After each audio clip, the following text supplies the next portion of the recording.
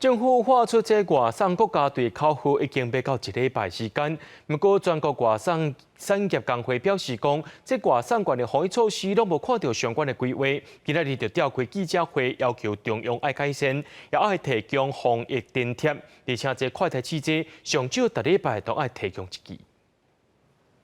疫情加悬，社会对外送员的依赖程度嘛对咧提升，但是全国外送产业工会批评，因连报税拢有问题。工会表示，因的收入应该算是薪资所得5项，但是今年也有业者将因的收入申报做其他所得92，也是执行业务所得9A，致使因着爱纳较悬的税金。若用薪资所得来报税，阮就20万的薪资扣除价，差不多要加纳1万块到2万4的税金。伫去年的时阵呢，国税局甲有保育平台其实拢有讲，今年要甲阮报5项薪资所得。但是目前来讲，我看到的要是92。那可能有错，92、9A 不对哦，所以他这种报酬是属于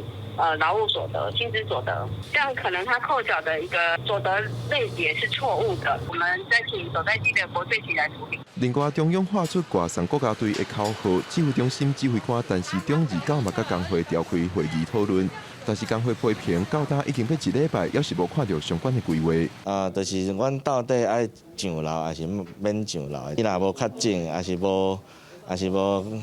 隔离的话，阮实在是毋免到上楼，